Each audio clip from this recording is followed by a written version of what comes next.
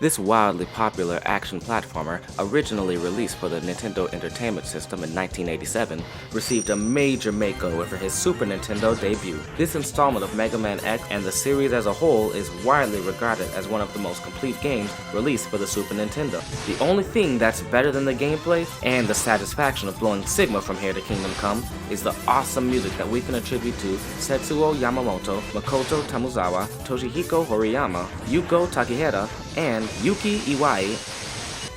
All of the game's levels feature a hard rock soundtrack with no shortage of distortion guitar and certainly no shortage of drums.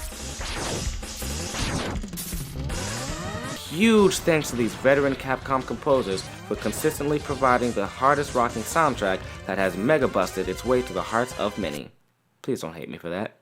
Anyway, for today's lesson, we're gonna jump in Mega Man X style to Intro Stage on the first ever episode of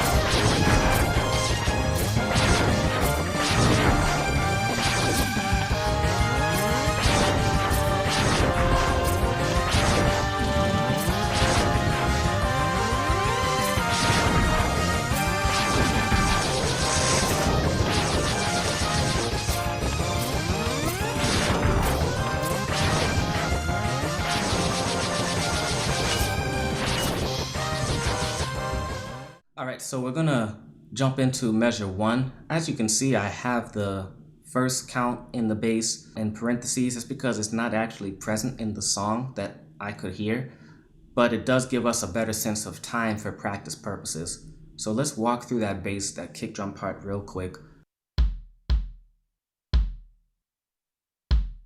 In the snare drum, you have this syncopated rhythm here. Alright, so put together.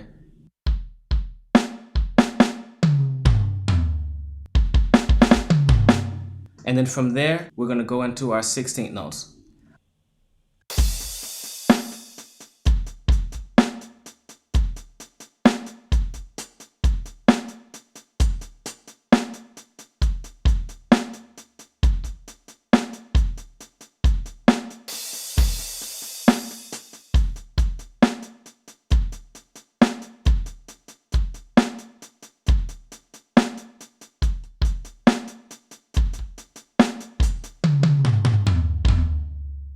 Remember to throw in that kick on your last floor tom, because that's going to play into kind of a double pedal technique when you repeat back to the beginning.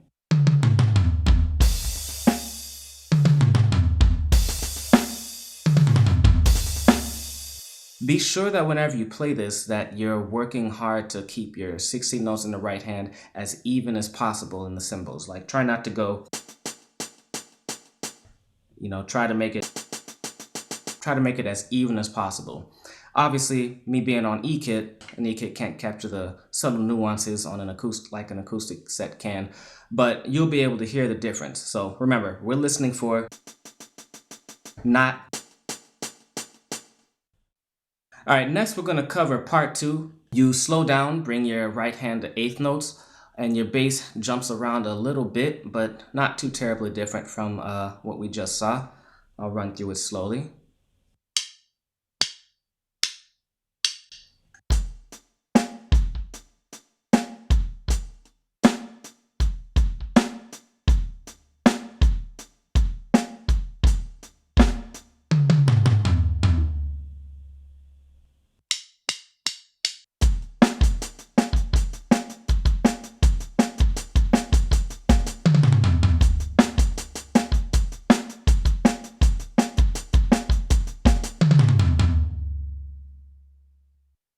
All right, now we finally have this last part, which kind of turns into something of a break beat.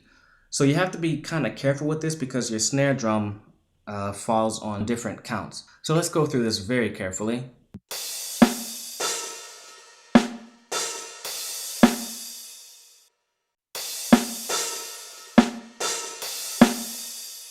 You're going to be repeating that until you get to the fill at the end. Let's try throwing that in with the bass.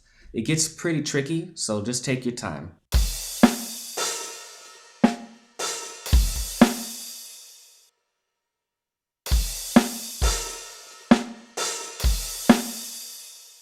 Alright, let's see if we can do the whole line at that tempo.